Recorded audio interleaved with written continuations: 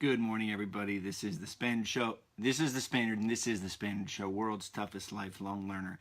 In about 15 seconds, I'm going to hop into today's AMX. So today's AM Excellence is a part of the show, is a part of the Spaniard Show, and it's every day, 8 minutes, based on the books I read. So I hope you tune in, have fun, take this ride into books. There's so much gold in these books that I read. I just want you to want to read a book. That's what I want. I want you to want to read a book. And just in case you don't, I'm going to fill you with snippets every day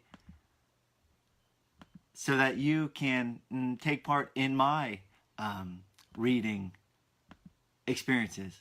But right now we are going to dive into AM Excellence 607, reading the book The Good Neighbor by Maxwell King, the life and work of Fred Rogers. Let's get rocking and rolling. 1, 2, 3. Remember, subscribe to the Spaniard Show. So what you're hearing now, I'm going to upload to my podcast feed, which you can find on iTunes, Libsyn, etc. across the board.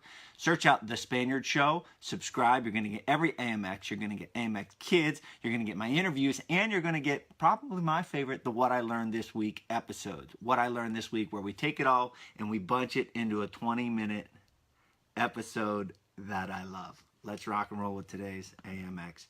1, 2, 3, go. Good morning, my friends, and welcome to the Spaniard Show. This is the Spaniard, the world's toughest lifelong learner, and this is AMX 607. AM Excellence, helping you start your day off just about right. AMX 607, reading the book The Good Neighbor by Maxwell King, the life and work of Fred Rogers. So what I'm going to give you today, I'm going to talk to you about what I read, but I'm also going to talk to you about something that was brought to me. So if you go back on my podcast feed, if you go to the Spaniard Show, if you're listening on Facebook Live, make sure you subscribe. If you search out episode number 141, you're going to see an interview with a guy, a hometown acquaintance of mine, Cory Geishauser.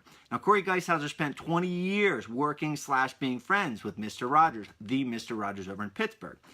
And I had Cory on my show, and I remember him telling me about this video, this Senator Pastor video with Mr. Rogers, and I watched it, and I was pretty surprised by it, pretty impressed by it, pretty taken aback by it. Well, I just so happened to chance upon it in today's reading, reading The Good Neighbor by Maxwell King, talking about Mr. Rogers. Now, this was a big deal. This whole event was a big deal, and I'm going to tell you why, but I want to, at the end of this episode, I'm going to give you a thing to watch. Right? So I'm going to give you a thing to watch. I sincerely hope you take, I think it's maybe 8 minutes or 6 minutes to watch this video. This is going to put, if you've been listening to AMX, this is going to put the last week and a half, 2 weeks of me talking about Mr. Rogers into a light where you're going to say, oh, I get it now. I've been hearing all this stuff about him, how meticulous, how hardworking, how convicted, how strong-minded he was, but now I actually see it. So this is the Pastor hearing. So this took place on May 1st, 1969. There's a little bit of history here that I had to do some research. So the whole point of this hearing was to cut down. So the President Nixon wanted to cut down on the budget due to the increasing cost of the Vietnam War. So he called on the Rhode Island Senator John Pastor to cut funds for public television. So on the table was this allotted funds, this proposed $20 million to establish the Corporation for Public Broadcasting. Now remember, Mr. Rogers was all about non-commercial television. He was all about public television. He didn't want ads. He didn't want ads directed at kids. He wanted, to me, and these are my words, he loved education. He believed in the powerhood of early childhood education and early childhood development. That's what he wanted. He was very, very, very careful about advertising targeting kids because he felt very strongly that kids don't know the difference between the land of make-believe and reality. Now, Fred Rogers was chosen as the spokesman before Congress. Quote, "The risk was clear.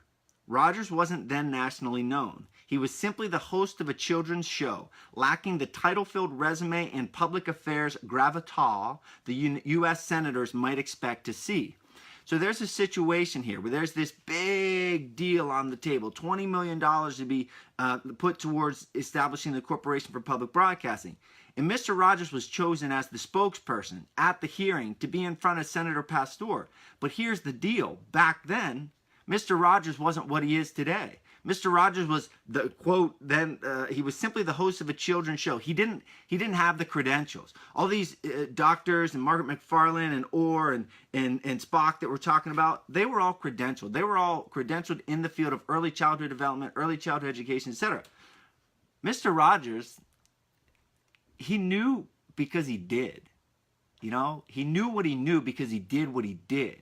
And he knew through experience, experiential learning. So this was a risk. The strategy, according to the book, was this, quote, now listen to this. I tell you this because I read this in the book, and that's making me get amped up to aspire to be this way.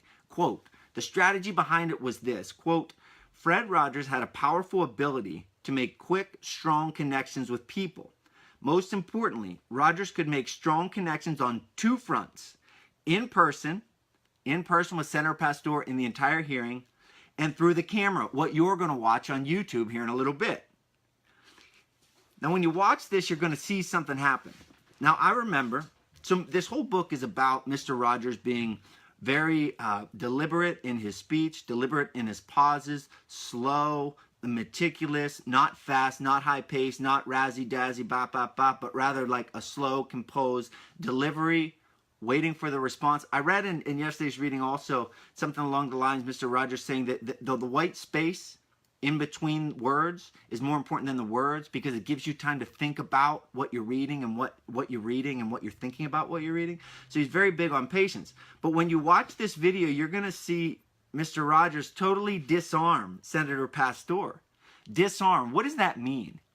So I remember when I was at one of the Echelon Front events with Jocko Willink and Leif Babin and Team Echelon Front, and they either use disarm or I know they say detach, right? You detach, you emotionally detach from the situation, but also that word disarm. I'm not sure if it comes from them or not, but I think of them because we're talking disarm.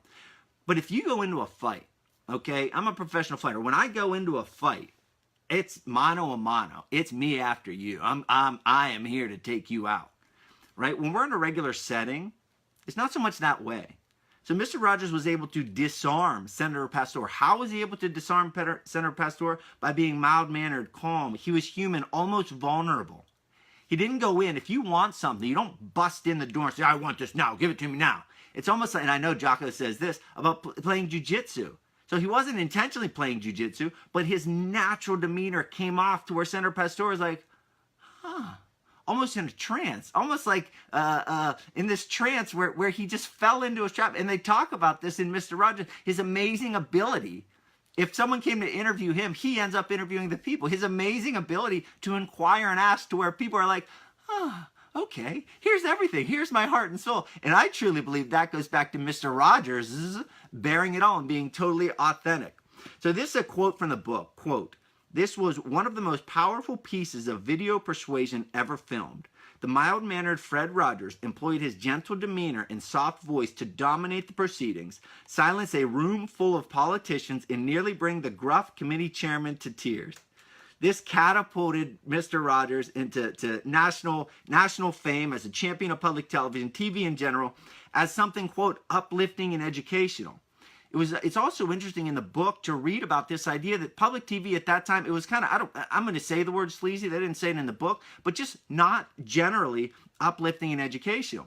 And Mr. Rogers was bringing this new attitude, this new ideal, this new vision to television that it truly can be uplifting and educational, not just meaningless stuff, rather uplifting and educational. So your homework is to search Fred Rogers and Senator Pastor, P-A-S-T-O-R-E.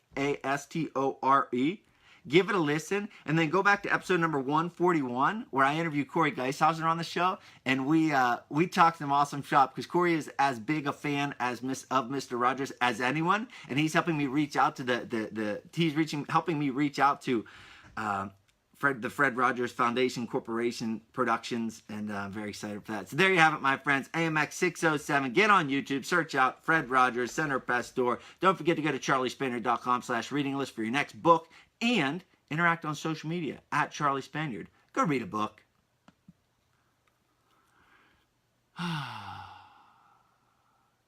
There we have it, my friends. So I did... okay, hold on. So I did a little consulting yesterday, and what I'm going to do is this is breaking the fourth wall. So you can't tell anyone, okay? If you're still listening, you can't tell anyone what I'm about to tell you, okay? Because it's just gonna, it's a secret, okay?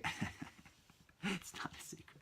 But anyhow, make sure you like and enable notifications, because I'm gonna turn the camera on, I'm gonna talk for 15 to 30 seconds, and then I'm gonna rock and roll with that day's AM Excellence. I'm gonna decrease the amount of dead time at the beginning, and get rocking and rolling. So make sure you have those old notifications set. Hi, Marissa. Make sure you have those old notifications set. Make sure you subscribe to the Spaniard Show. That way, if you do miss it, it's all right. It's all right. Why is it all right? Because you'll get on your podcast feed. You won't get to see this, but you'll still get to hear it. And that's the idea. That's the point. That's it, my friends. That's all I have to say. Watch the Pastor, P-A-S-T-O-R-E hearings. And I'll see you tomorrow with AM Excellence 608. Coming to the end of The Good Neighbor.